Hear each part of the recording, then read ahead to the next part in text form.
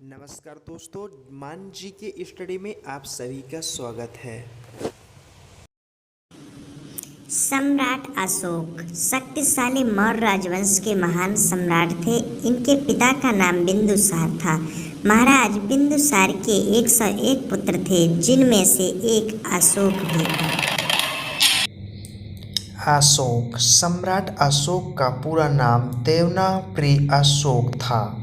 उनका राज्यकाल ईसा पूर्व 269 से 232 प्राचीन भारत में मौर्य राजवंश के चक्रवर्ती सम्राट अशोक राज्य का मौर्य साम्राज्य उत्तर में हिंदुकुश तक्षशिला की सदियों से लेकर दक्षिण में गोदावरी नदी के दक्षिण तथा मैसूर तक फैला हुआ था। पूरा दिशा में बांग्लादेश से लेकर पश्चिम दिशा में और अफगानिस्तान ईरान तक फैला हुआ था।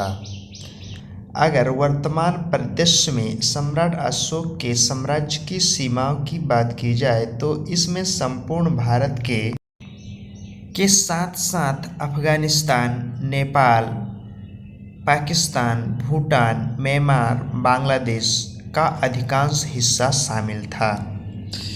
जब भी विश्व के शक्तिशाली और महान राजाओं की बात की जाती है तो मौर्य साम्राज्य के तृतीय राजा सम्राट अशोक का नाम पहली पंक्ति में आता है। सम्राटों के सम्राट चक्रवर्ती सम्राट अशोक भारत के सबसे शक्तिशाली एवं महान सम्राट थे।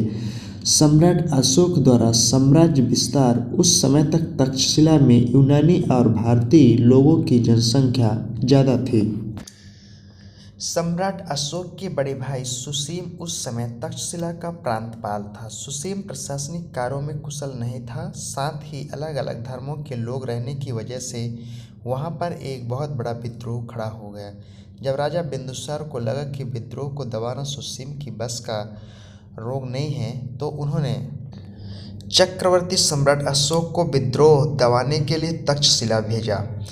इस समय तक सम्राट अशोक बहुत नाम कमा चुके थे। इनकी युद्ध कौशल्यता और महानता से करीब करीब सभी लोग परिचित थे और यही वजह रही कि तक्षशिला पहुंचने से पहले विद्रोहियों ने विद्रोह को खत्म कर दिया।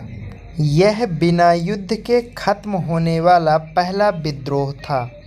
सम्राट अशोक के बढ़ते प्रभाव से उसका बड़ा भाई सुसीम घबरा गया, क्योंकि उसे लगने लगा था कि सम्राट अशोक की प्रसिद्धि इसी तरह बढ़ती रही तो वह कभी मौर्य साम्राज्य का सम्राट नहीं बन पाएगा।